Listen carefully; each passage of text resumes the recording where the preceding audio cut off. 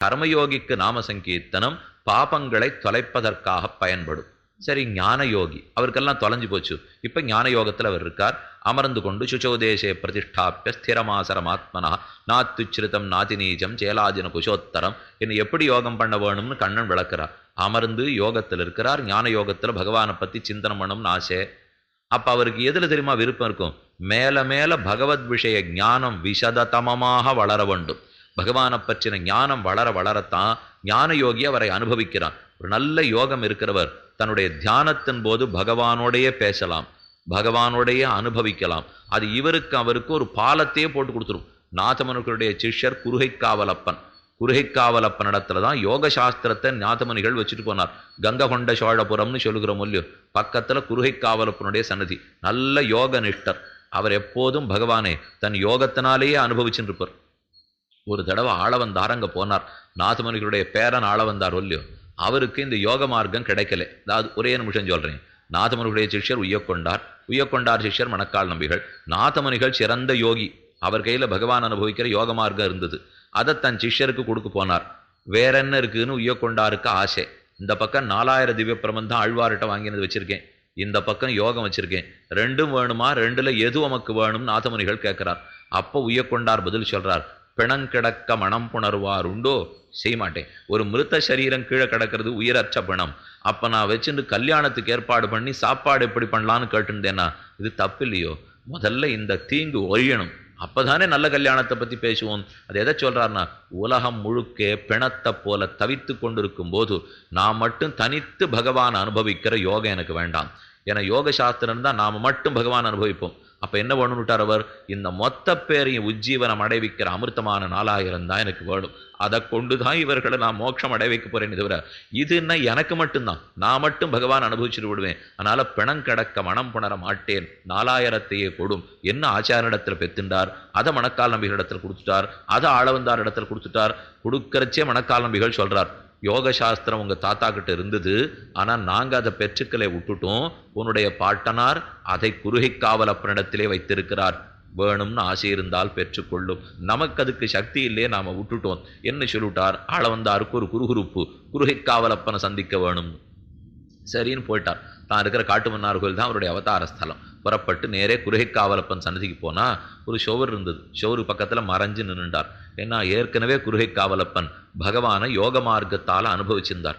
பக்கத்துல நடக்கிற எதுவுமே கண்ணில் படாது, காதில் கேட்காது.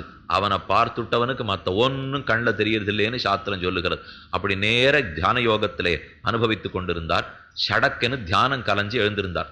இவர் அவரை தொந்தரவு பண்ண வேண்டாங்கிறதுக்காக ஓரமா நின்றுட்டு இருக்கார். ஆனா தியானம் கலைஞ்சு எழுந்திருந்து சொட்டை குலத்திலே உதித்தார் இங்கு ஆரேனும் வந்தாருண்டோ என்று கேட்டார். சொட்டை குலம்ங்கிறது நாதமுனிகளுடைய குலம். நாதமுனி குலத்திலே பிறந்தவர் இங்கு ஆறானும் வந்திருக்கீடான்னு கேட்டார். ஆள வந்தார், அடியேன் நான் இந்தேன்னு சொல்லிட்டு முன்னாடி போய் நின்றார். போனவர் பிரார்த்திக்கிறார், எதற்கு வந்தீர்? குருகைக்காவலப்பன் கேட்டார். அடியேன் எதுக்கு வந்தேன் அப்புறம் சொல்றேன், நீ தியானத்தில் இருக்கிறச்சே தொந்தரவே பண்ணக்கூடாதுன்னு சத்தமே போடாத நான் நின்றுந்தேன், நான் வந்தேங்கிறத நீர் எப்படி கண்டுபிடித்தீர் அப்படின்னு ஆள வந்தார். அவரை பார்த்து கேட்கிறார். எனக்கு பக்கத்துல நடக்கிறதெல்லாம் தெரியாது, ஆனா நான் தியானத்துல எந்த பெருமாளை அனுபவிச்சிருந்தேனோ அவர் எப்பவும் என்னையே தான் அனுபவிப்பர். பக்கத்துல இருக்கிற ஸ்ரீதேவி பூதேவி நாச்சியார் தங்கள் கைகளால பிடிச்சு இழுத்தாலும் குருகைக்காவலப்பனைத்தான் அனுபவிப்பேன் அப்படின்னு எங்கிட்ட இருப்பார். ஆனா என்ன ஆச்சரியமோ தெரியல, இன்னைக்கு நான் அவர் அனுபவிச்சுட்டு இருக்கிறச்சே என் முதுக அழுத்தின்னு எட்டி எட்டி எங்கேயோ பார்த்தார் அந்த பெருமாள். அப்ப எனக்கு புரிஞ்சு போச்சு, நம்மாழ்வார் அனுகிரகம் பெற்ற நாதமுனிகள் குலத்திலே பிறந்தவன் வந்திருக்க வேண்டும். இல்லைன்னால் நம்மாழ்வாரை தவிர மற்றொருத்தரிடத்துல இத்தனை காதல் பகவானுக்கு வராது.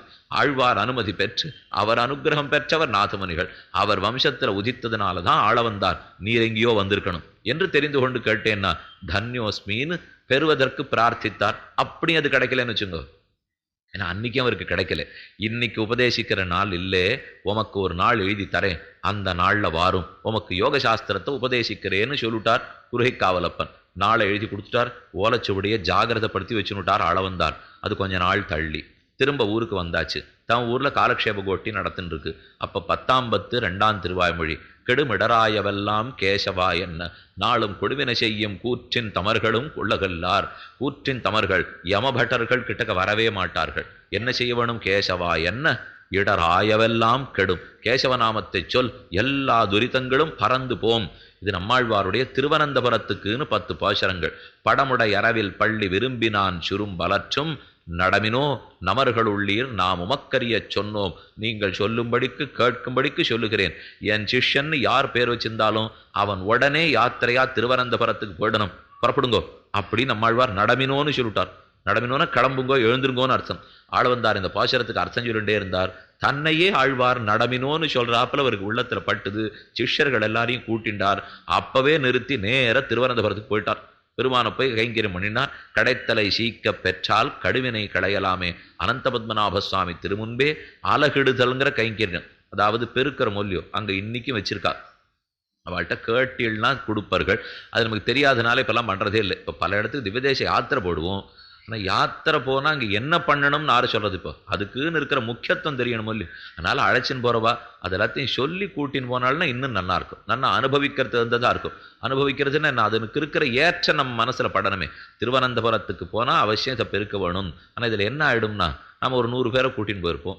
அத்தனை பேர் அங்கே பெருக்கிவிட்டு வர்ற வரைக்கும் நடத்துறவருக்கு கொஞ்சம் கஷ்டமாக போடும். ஆனால் அவருக்கு தெரிஞ்சிருந்தா கூட சொல்லாமல் இருந்தாலும் இருந்துருவா. அப்படி இல்லாமல் சில விஷயங்களை பகவான் சொல்லியிருக்கார். அது என்ன ஆகிறதோ செய்யத்தான் போகிறோம் அப்படின்னு வச்சுட்டு இருந்தா தானே அது நடக்கும். அன்னைக்கு பார்த்து இதை நான் பண்ணத்தான் போறேன்னு போனா அன்னைக்கு பார்த்து அந்த கோவில கூட்டமே இருக்காது. நம்ம 100 பேரும் 10 நிமிஷத்துல வந்துடுவோம். அதனால பல விஷயங்களை நாம இப்படிங்கிற வழிமுறையிலேருந்து மாறவே கூடாது. இதைத்தான் நம்ம முன்னோர்கள் பண்ணியிருக்காளா, என்ன கஷ்டமும் வரட்டும் அதை செய்யத்தான் போறேன். அந்த உறுதி தான் இப்ப கொஞ்சம் கொஞ்சமா குறைஞ்சுட்டே போறது.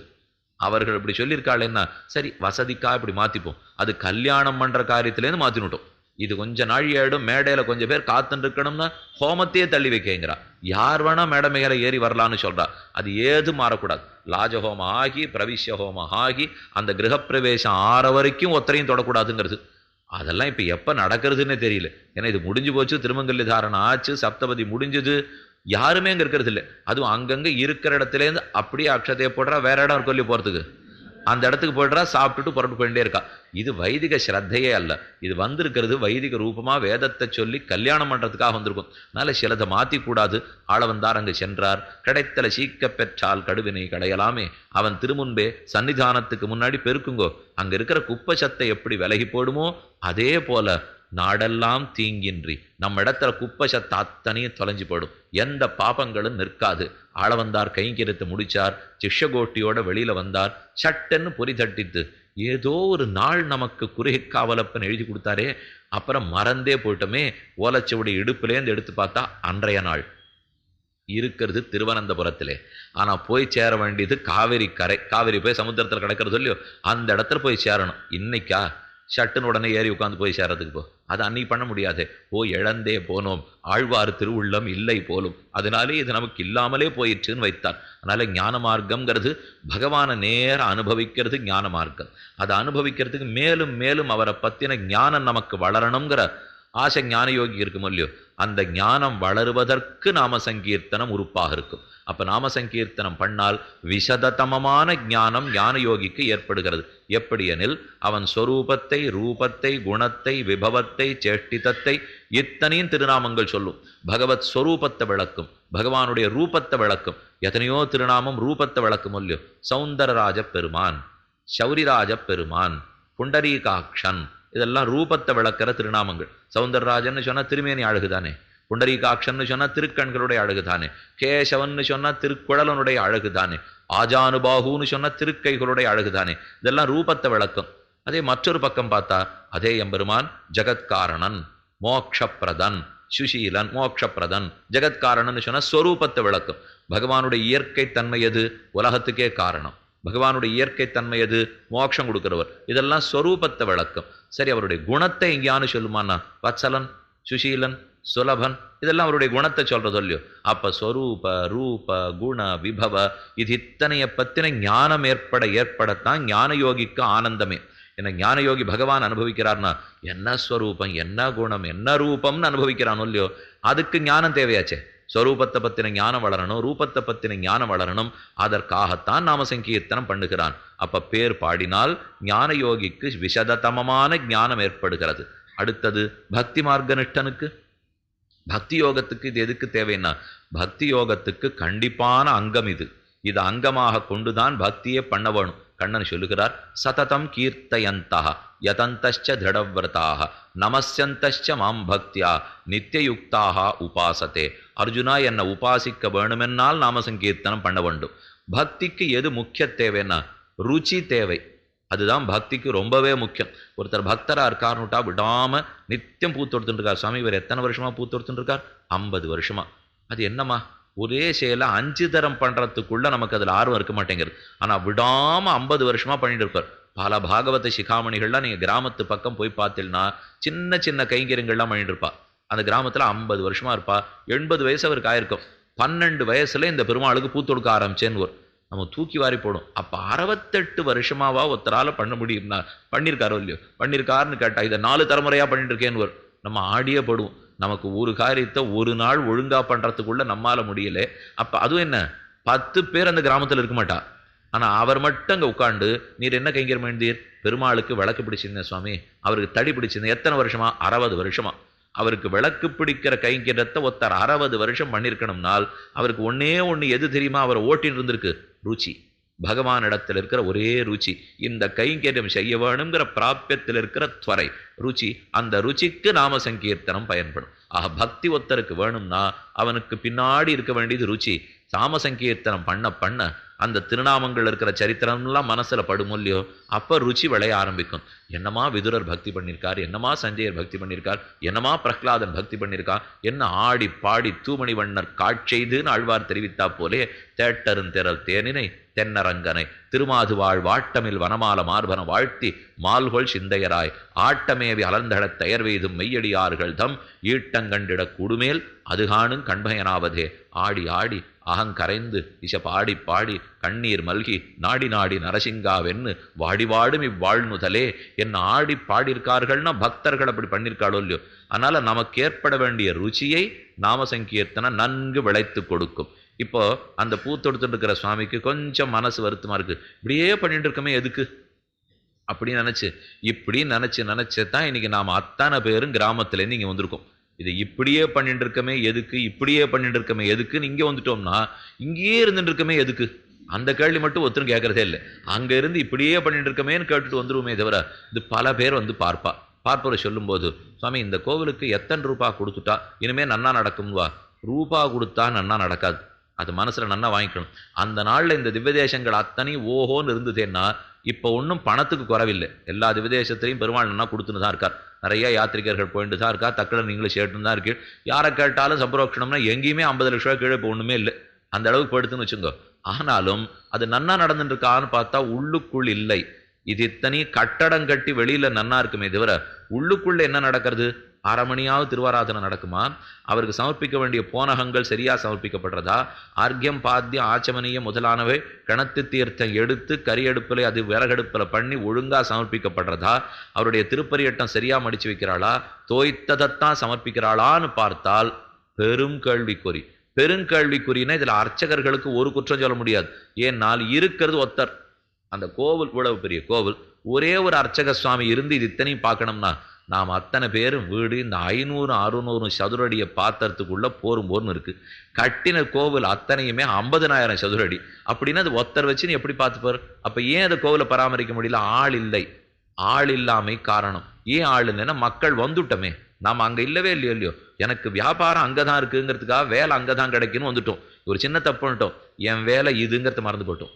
வேலை ஏதோன்னு தப்பா புரிஞ்சிக்கவே தானே அந்த வேலை எங்க இருக்கோ அங்க போயிட்டோம். என் வேலை இதுன்னு தெரிந்திருந்தா போயிருக்க வேண்டிய அவசியமே கிடையாது.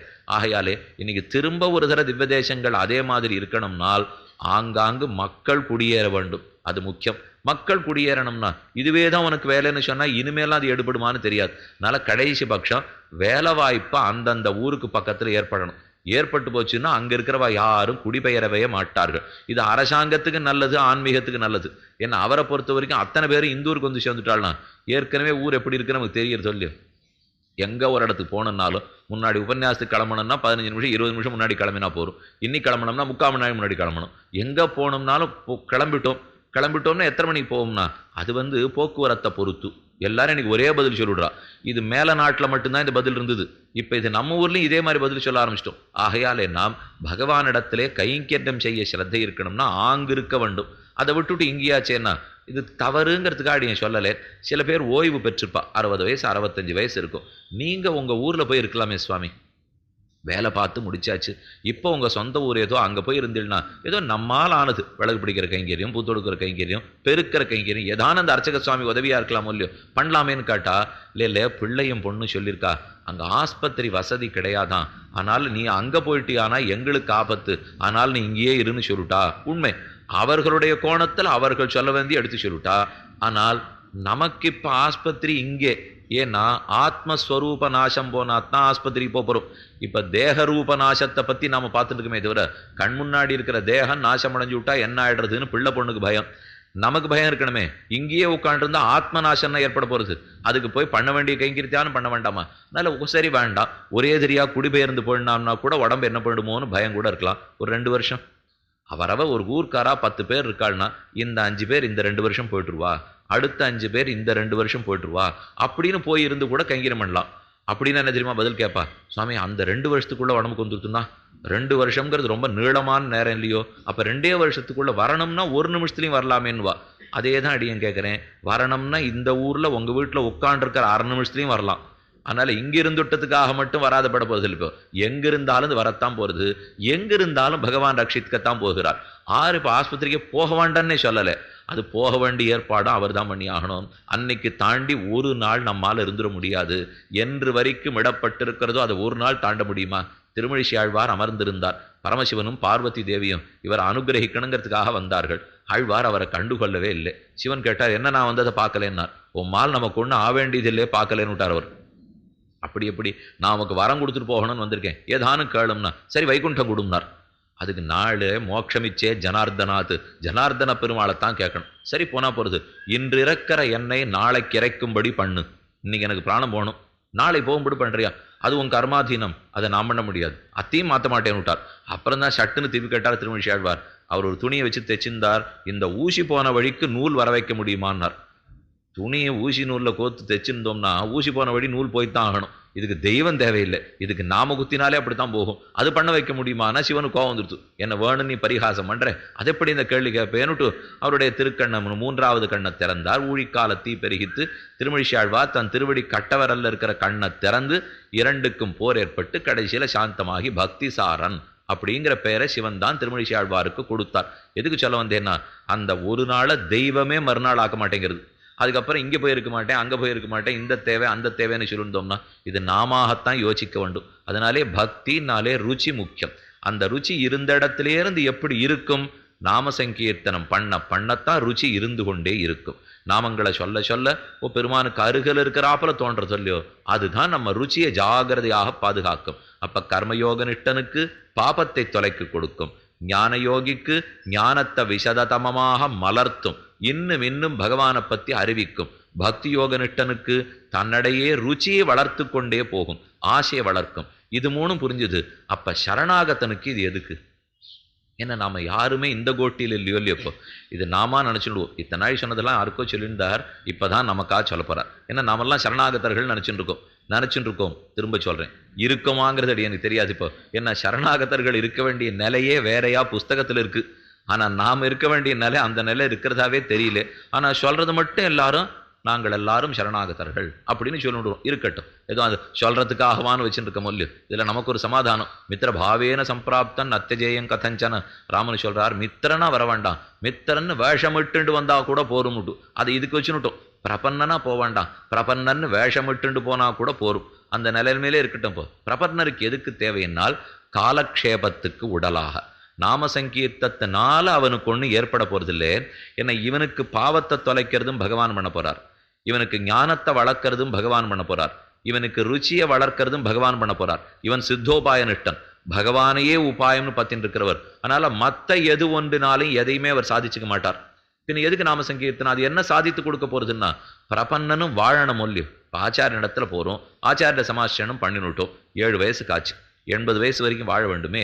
இடைப்பட்ட 73 ஆண்டுகள் என்ன செய்ய? நல்லதா ஏதானு செஞ்சுட்டு இருக்கணும். பகவானை விட்டு விலகாம இருக்கிறதுக்கு நல்லத்தை செய்யணுமேன்னு அவர் நாம சங்கீர்த்தனம் பண்ணிட்டு இருக்கார். அப்போ அது பொழுதுபோக்கு. பிரபன்னனை பொறுத்த வரைக்கும் நாம சங்கீர்த்தனம் எதையும் சாதித்து கொடுக்காது, அது நல்ல பொழுதுபோக்காக இருக்கும். இதைத்தான் உத்தர கிருத்தியம்னு சொல்லுகிறார் வேதாந்த தேசிகர் தன் ரகசியத்திரைய சாரத்திலே.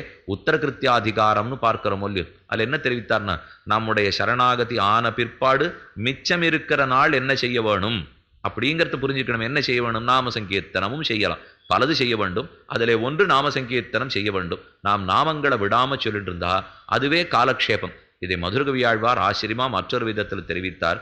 கண்ணினும் சிறு தாம்பினால் கட்டுண்ண பண்ணிய பெருமாயன் என் அப்பனில் நன்னித் தென்குருகூர் நம்பி என்னக்கால் அன்னிக்கு மமுதூரும் என் நாவுக்கே நாவினால் நவிற்றின்பமெய்தினேன் மேவினேன் அவன் பொன்னடி மெம்மையே தேவுமத்தறியேன் குருகூர் நம்பி பாவினின்னிசை பாடித் திரிவனே.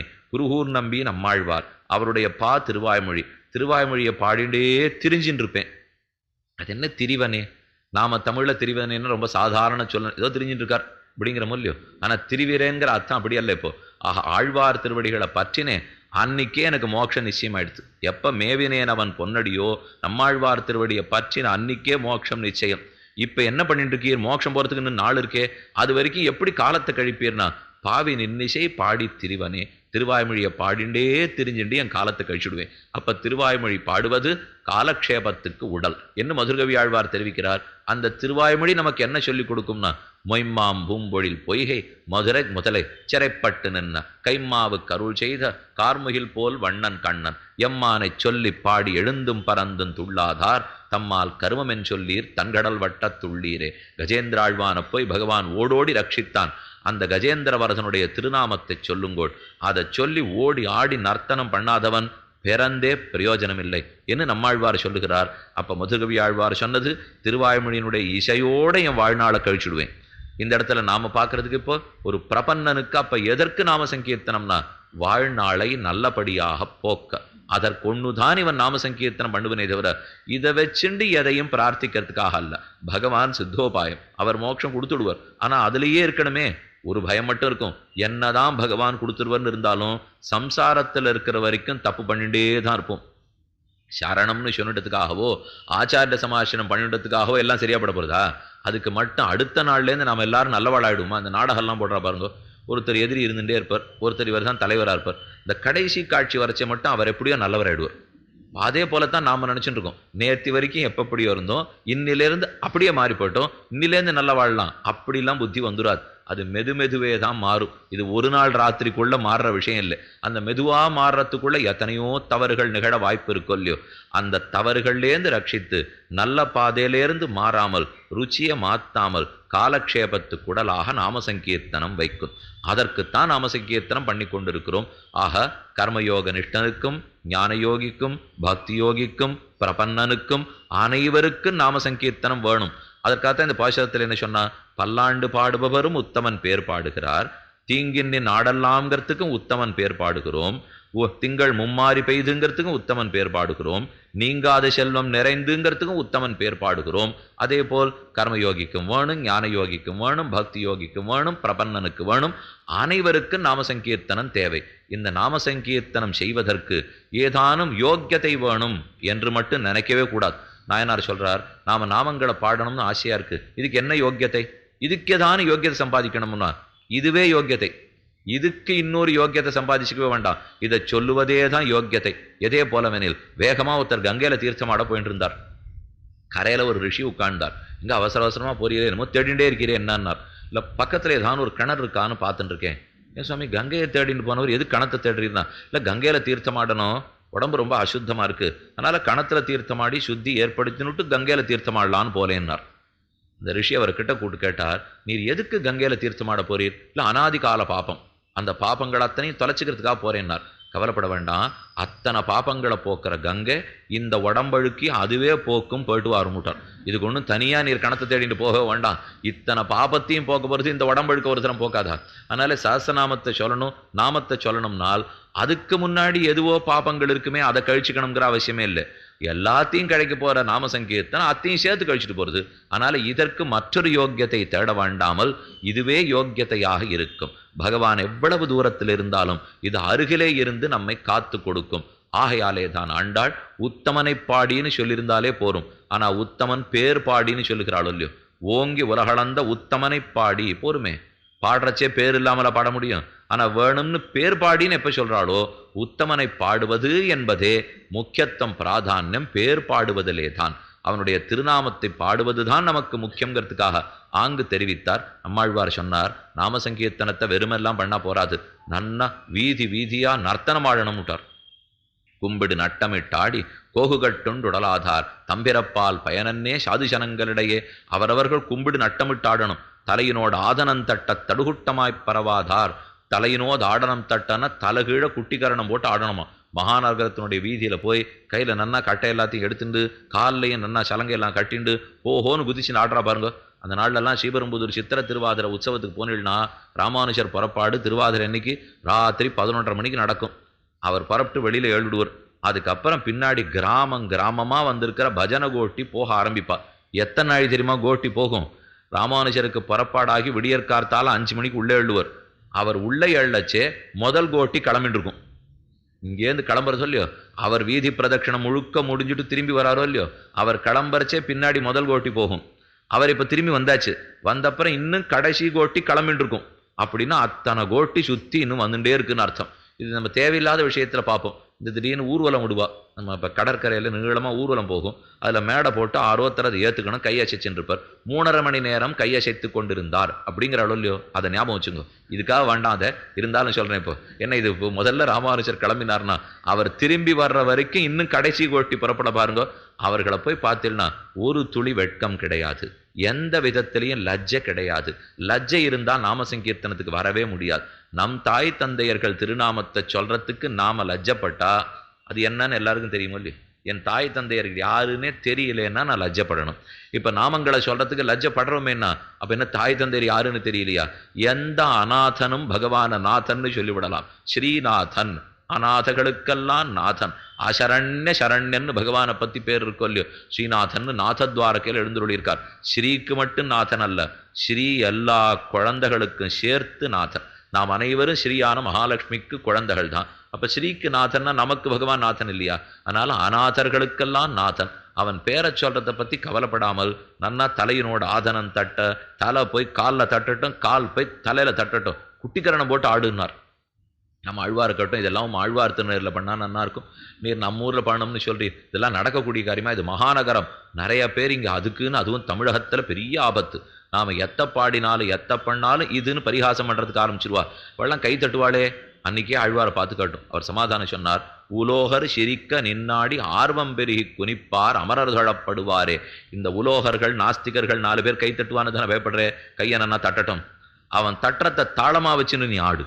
நீ ஆடுறதுக்கு உனக்கு தாளம் வேணும் இல்லையோ? ஏன்னா நம்ம பாட்டுக்கு பேதாளமா ஆடிட்டு இருக்க முடியுமா? தாளம் தட்டித்தான் ஆட வேண்டும். அதற்கு அவன் தட்டுறத்தையே தாளமா வச்சுக்கோ, மேற்கொண்டு ஆடு. ஆடினா என்ன ஆகும்னு கேட்டோம். 4 நாள் கழிச்சு 5ஆம் நாள் அவனும் உன்னோட சேர்ந்து ஆடுவோம் பார். இதான் நடக்குமே தவிர கும்பிடு நட்டமிட்டாடி கோகுகட்டுண்டு உடலாதார். ஆகையால் நாம சங்கீர்த்தனம் பண்ண வேண்டும், ஆனந்தத்துக்கு போக்கு வீடாக ஆட வேண்டும். ஆடி ஆடி ஆடி காலில் இருக்கிற சக்தி அத்தனையும் தொலைஞ்சு போய் அயர்வெய்தி கீழ் விழுந்துடணும் விட்டார் குலசேகர ஆழ்வார். தேட்டருந்திரல் தேனினை தென் அரங்கனை திருமாதுவாழ் வாட்டமில் வனமால மார்பன வாழ்த்தி மால்கொள் சிந்தையராய். திருமேனி முழுக்க இவனுக்கு அப்படியே மயிர்கூச்செறிந்து போய், உடம்பு நடுங்கி போய், கால் தழுதழுத்து போய், கால் தள்ளாடி போய், வாய் பேச முடியாமல் தழுதழுத்து, கண்கள்ல இருந்து ஜலஞ்சலமா கொட்டி ஆடி ஓஞ்சு போய் கீழே விடறானோ இல்லையோ, அப்படிப்பட்ட பக்தர்களோட எனக்கு சேர்க்கை வேணும் என்று குலசேகரர் பிரார்த்தித்துக் கொள்ளுகிறார். ஆக நாம சங்கீர்த்தனம் அனைத்தையும் நமக்கு கொடுக்கும். ஆனால் நாம் அனைத்துக்காகவும் பண்ணுவோமான்னு கேட்டால் இல்லை. பல்லாண்டு பாடுவதாக செய்வோம், பெருமானுடைய திருமுகமண்டலத்தினுடைய மலர்த்திக்காக செய்வோம், ஸ்வயம் பிரயோஜனமாக செய்வோம். அதை செய்தால் நமக்கு ஏது கிட்டுகிறதுன்னா அனன்யார்க சேஷத்துவ, அனன்ய சரணத்துவ, அனன்ய போக்கியத்துவங்களாகிற 3 நமக்கு ஏற்படுகிறது. இப்படிங்கிற அர்த்தத்தை தான் ஆண்டாள் ஓங்கி உலகளந்த உத்தமன் பேர்பாடி நாங்கள் நம் பாவைக்கு சாற்று நீராடினால் என்கிற 3வது பாசுரத்திலே தெரிவித்தாள். அப்படி சாட்சி நீர் ஆடுகிறோமே, இவர்கள் கைங்கரியம் பண்றது, இப்படி நாம சங்கீர்த்தனம் பண்றத பர்ஜன்ய தேவன் வருணதேவன் பார்த்தார். இவா கோஷ்டியில நமக்கும் ஒரு இடம் கிடைக்காதா? ஏன்னா தேவகோஷ்டிக்கு இதெல்லாம் பண்ண தெரியாது. இவர்கள் ரொம்ப நன்னா பண்ணிட்டு இருக்கா, அப்ப இவர்களுக்கு ஒரு கைங்கரியம் பண்ணுவோன் வந்து நிற்க, சரி உமக்கு என்ன கைங்கரியம் விதிக்கிறோம், சார்ங்கமுதைத்த சரமழை போல் வாழ உலகினில் பெய்திடாய், நாங்களும் மார்கழி நீராட மகிழ்ந்து ஏலோர் எம்பாவாய். நீ சார்ங்கமுதைத்த சரமழை போலே சரமழை பெய்யாதே, ஜலமழையே பெய்வாய், அதிலே நாங்களும் மகிழ்ந்து நீராடினால் மேற்கொண்டு நோன்பத் தொடர்வோம் நாண்டாள். அவனுக்கு ஆணையிட்டது இன்றைய தினப்பாசுரம். மேலே சொல்ல வேண்டிய அர்த்தங்களை நாளை காலை இந்த கோட்டியில் விண்ணப்பிக்கிறேன். இப்போது